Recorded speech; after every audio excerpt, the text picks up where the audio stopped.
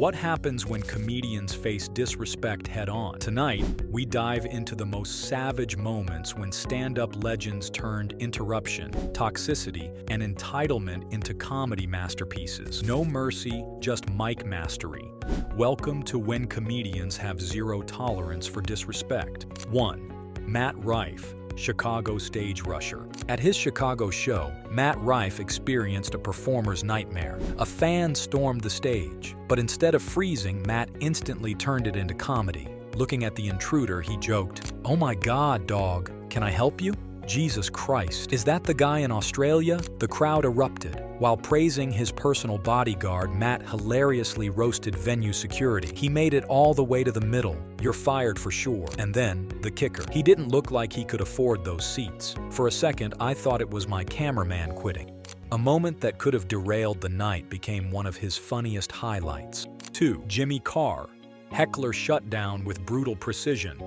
Jimmy Carr is infamous for destroying hecklers, but one drunk interrupter took things too far. At first, Jimmy tried to keep it light. "You're great, but we need you at about an 8. When the man wouldn't stop, Jimmy fired. "You look like you've been drinking, maybe even a little cocaine.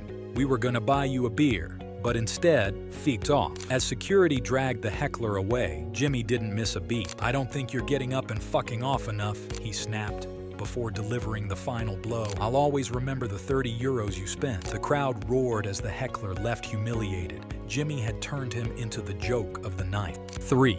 Bill Burr, the gold digger epidemic.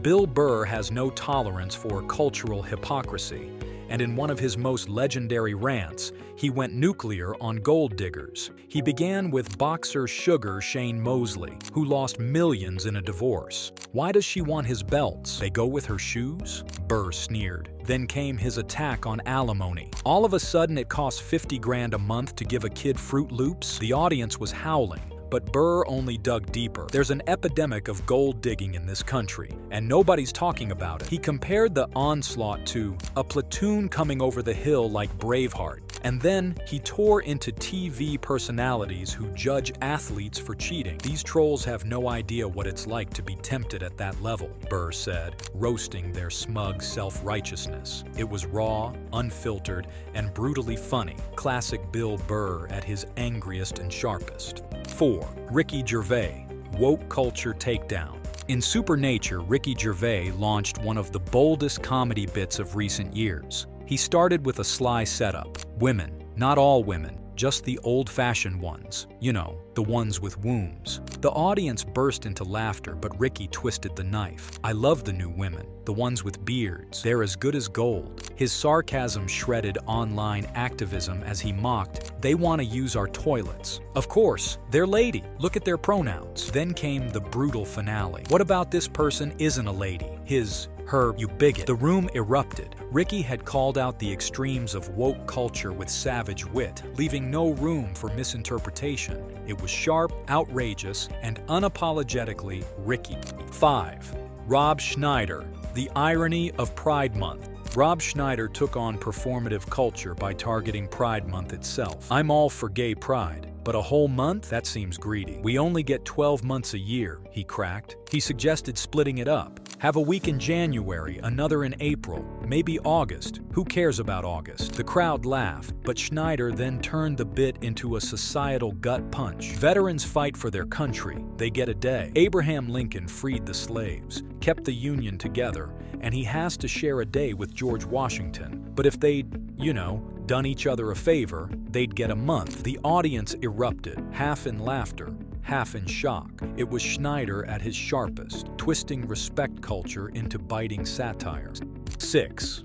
Andrew Schultz, podcast Showdown with Steiny. On the Full Send podcast, Andrew Schultz wasn't about to let disrespect slide. As he was speaking, host Steiny pulled out his phone. Schultz stopped cold. "You know what annoys me most? You looking at your phone while we're doing this interview." The studio went silent. Steiny tried to excuse it as notes. but Andrew wasn't buying it. If someone in the audience is on their phone, they don't get the same treatment you just got. He then roasted the show itself. Are you guys even friends? The chemistry here is weird. Right now, you're making this podcast about you, which is the most boring part. It was a rare moment where the guest hijacked the entire show, exposing its flaws with brutal honesty. 7. Louis C.K.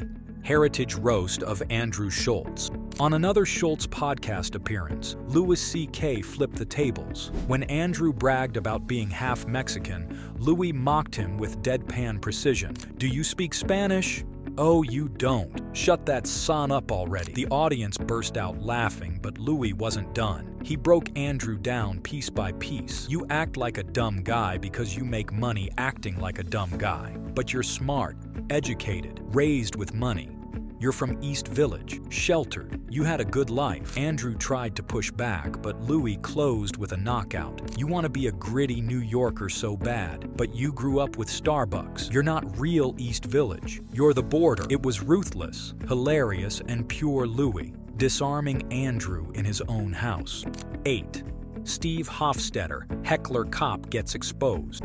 Steve Hoffstetter is known for destroying hecklers, but one night he faced the ultimate challenge, a drunk police officer. Steve made a simple joke, "I'm still alive because I'm white." A man in the crowd got angry, demanding respect. Hoffstetter didn't back down. If you're offended by that joke, you're probably a cop. The heckler pushed harder, but Steve dismantled him with calm wit. Call your dad, tell him you love him. Whatever that chip on your shoulder is, it's not my problem. The cop stormed out as Steve reassured the rest of the audience. You're great people. Don't let him ruin your night. After the show, Steve doubled down online, writing, "The only person who disrespected that cop last night was himself." 9. Steve Harvey, confronting Boogie.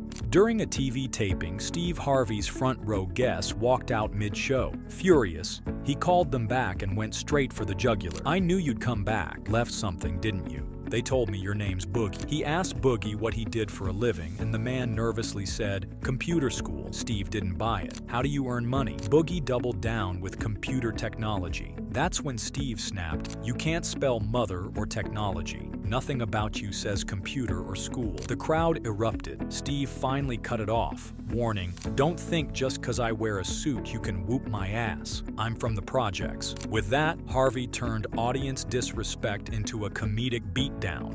10. Louis C.K. versus East Village identity. When Andrew Schultz pushed back on Louis C.K.'s roast, things turned even sharper.